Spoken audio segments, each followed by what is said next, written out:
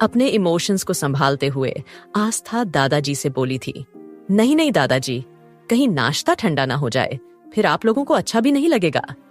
ये सोचकर हम जल्दी जल्दी भागते हुए आए हैं ना, इसीलिए हम हाफ रहे हैं। ऐसा कहकर आस्था ने बहाना बना दिया। तब दादाजी पूछने लगे, लेकिन बेटा अरमान तो आ रहा है ना? तब आस्था मन ही मन में कहने लगी, दादाजी कम से कम अब तो उनका नाम लेना बंद कीजिए, हम उनके बारे में कुछ भी नहीं सोचना चाहते हैं। अभी आस्था जैसे ही दादाजी को कुछ जवाब देने वाली थी, तभी पीछे से अचानक अरमान की आवाज आई, यस दादाजी। अब अरमान की आवाज जैसे ही वहां गूंजी, आस्था का शरीर एक बार फिर से कांपने लगा, लेकिन उसने पीछे मुड़कर अरमान की ओर नहीं देखा। उसने सोच लिया था कि वो बिल्कुल भी उसकी ओर नहीं देखेगी। अरमान के आने के बाद दादाजी खुश हो गए और कहने लगे, मेरा बच्चा आ गया, तू आजा फटाफट से हमारे साथ नाश्ता कर।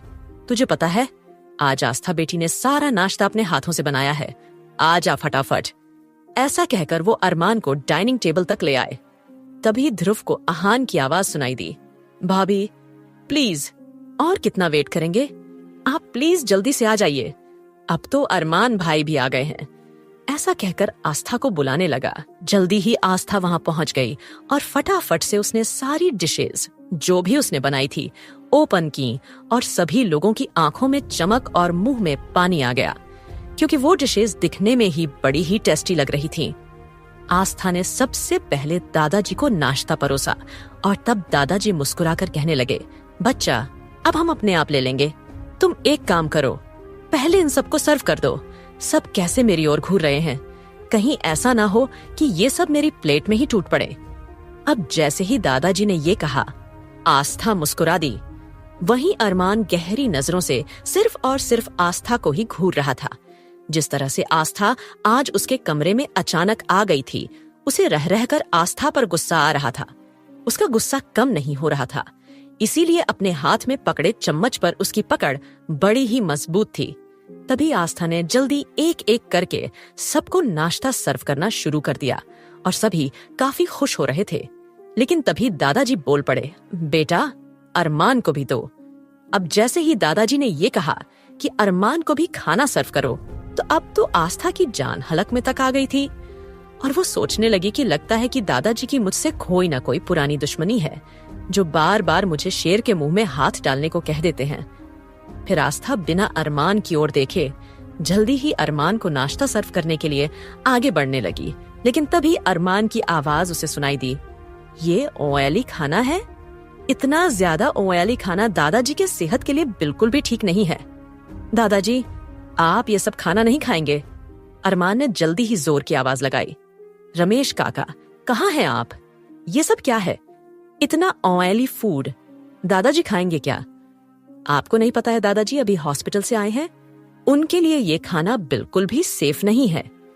अब जैसे ही अरमान ने ये कहा, आस्था अपनी उंगलियां आपस में मरोड़ने लगी। वो काफी ज्यादा ऑकवर्ड फील कर रही थी, क्योंकि अरमान ने उसके बनाए हुए खाने को उसके मुंह पर ही रिजेक्ट कर दिया, उसकी बेइज्जती कर दी थी। तभी रमेश काका वहां आ गए और कहने लगे, जी साहब जी।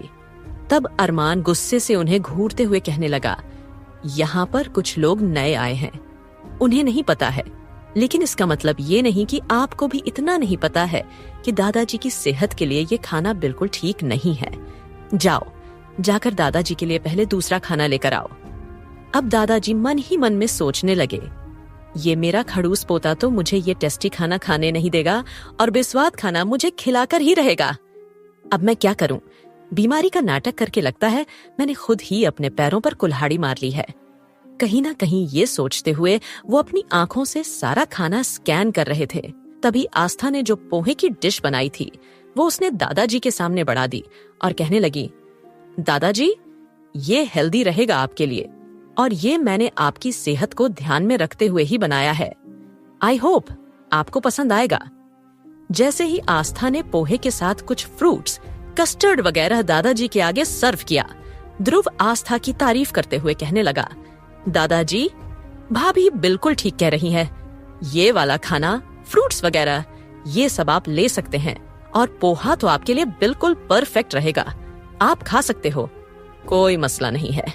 अब जैसे ही ध्रुव ने ये कहा, अरमान खा जाने वाली नजरों से ध्रुव की ओर देखने लगा। फिर इरिटेट होते हुए अरमान बोला, दादाजी, अगर आपको ये कूड़ा कचरा खाना है तो खा लीजिए, लेकिन ये सब मैं नहीं खा सकता हूं। तभी रमेश काका, जाइए, जाकर मेरा ब्रेकफास्ट लेकर आइए। अरमान ने रमेश काका को दूसरा ब्रेकफास्ट लाने के लिए कह दिया था। तभी दादाजी कहने लगे, अच्छा, ठीक है, तुझे ये सब नहीं खाना है तो मत खा, लेकिन खबरदार, अगर तूने हमारी बहू के बने हुए खाने के बारे में कुछ भी गलत बोला तो मुझे बुरा कोई नहीं होगा, समझा तू? दादाजी ने जल्दी ही अरमान को सबके सामने डांट दिया। वहीं अरमान की इस तरह की जहरीली बातें सुनकर आस्था तो ऑलमोस्ट मायूस हो गई। उसका मुरझाया चेहरा बाकी सब चारों ने देख लिया था। तब आंखों ही आंखों में आकाश सुमित से कहने लगा, हमें कुछ ना कुछ करना होगा, वरना देखो, भाभी को देखकर ऐसा लग रहा है कि वो किसी भी पल रो देगी। तभी सुमित कहने लगा, यार, जिसका पति डेविल किंग हो वो लड़की रोएगी नहीं तो क्या करेगी? फिर आकाश सुमित से कहा, यार, भाभी की ऐसी शक्ल देखी नहीं जा रही है, हमें अब कुछ ना कुछ करना ही होगा। ऐसा कहकर वो सब एक दूसरे को आंखों से कुछ ना कुछ इशारे करने लगे। आहान ने खाने की ओर देखते हुए कहा, अब आप सब लोगों की सारी बातें हो गई हो तो क्या मैं खाना स्टार्ट कर सकता हूं? क्योंकि खाना देखने के बाद मुझसे अब बिल्कुल भी कंट्रोल नहीं हो रहा है।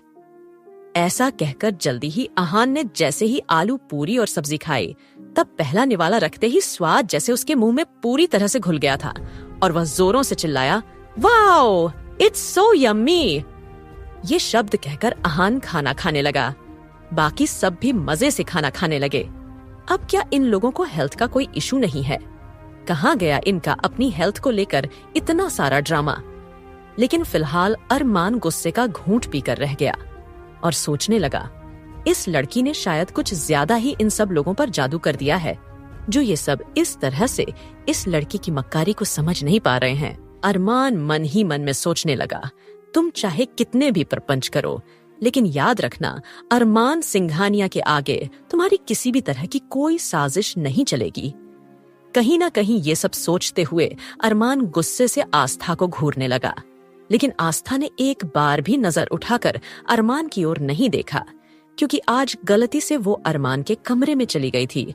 तब से उसे काफी ज्यादा शर्मिंदगी सी महसूस हो रही थी और अरमान ने जिस तरह से उससे बात की थी तो वो बातें उसके दिलो दिमाग पर लग गई थीं, क्योंकि उसे अपने लिए इस तरह की बातें किसी भी कीमत पर बर्दाश्त नहीं कर सकती थीं।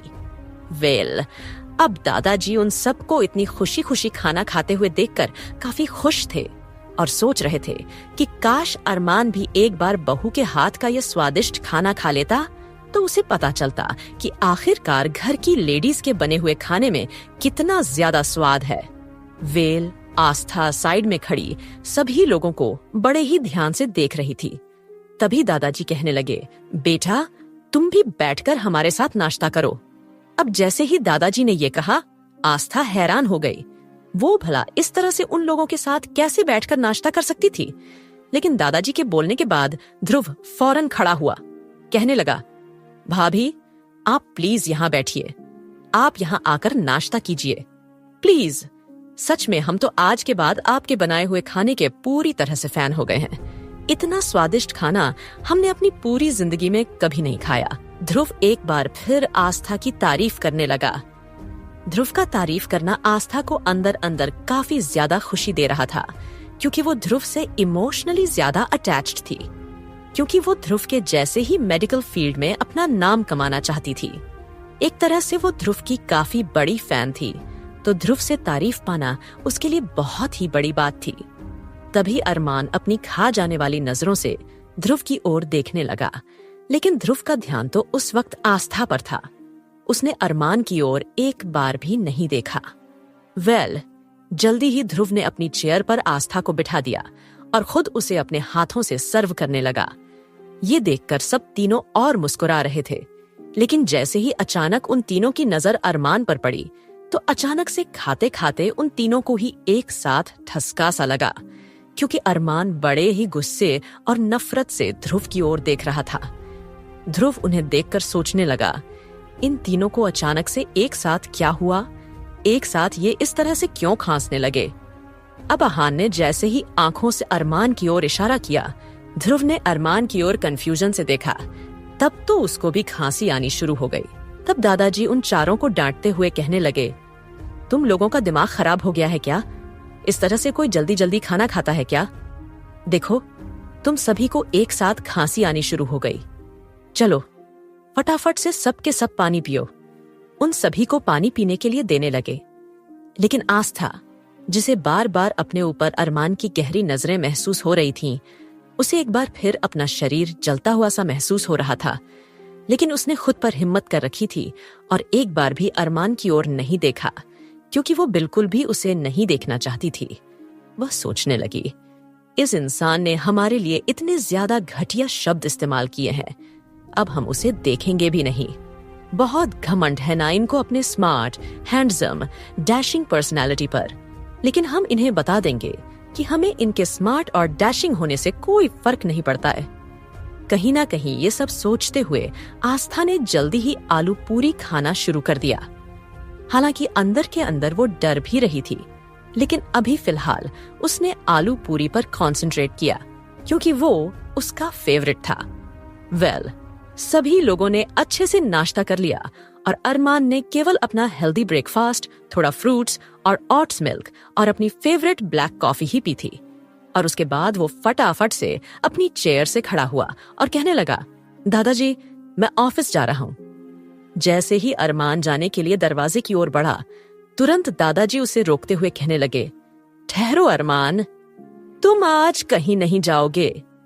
अब जैसे ही दादाजी ने ये कहा, अरमान दादाजी की ओर एक आईब्रो उठाते हुए देखने लगा और मानो कि आंखों ही आंखों में ये पूछना चाहता हो कि आखिर आप मुझे ऑफिस जाने से क्यों रोक रहे हैं। तभी दादाजी कहने लगे, वो आज तुम तो क्या, बल्कि तुम चारों भी कहीं नहीं जाओगे। अब जैसे ही दादाजी ने ये कहा, वो चारों भी हैरानी से एक दूसरे को देखने लगे। तभी अहान कहने लगा, लेकिन दादाजी, क्या हो गया है और हम चारों आज कहीं क्यों नहीं जाएंगे? क्या बात है, बताइए। दादाजी, आपकी तबीयत ठीक नहीं है? ध्रुव भी टेंशन भरी आवाज में कहने लगा, हाँ दादाजी, बताइए क्या बात है, आप ठीक तो है ना? तभी आकाश और सुमित भी कहने लगे, दादाजी, आपको अगर कोई परेशानी है तो आप हमें बता सकते हैं, हम आज कहीं नहीं जाएंगे, बताइए क्या बात है। अब जैसे ही उन सब ने एक साथ ये कहा, दादाजी मुस्कुराकर कहने लगे, मेरे बच्चों, मैं तो बिल्कुल ठीक हूं। अब तुम सब मुझे अपनी बात पूरी करने का मौका दोगे, तभी तो मैं कुछ बोलूंगा ना। आज के लिए इतना ही, आगे की स्टोरी के लिए बने रहिए दोस्तों।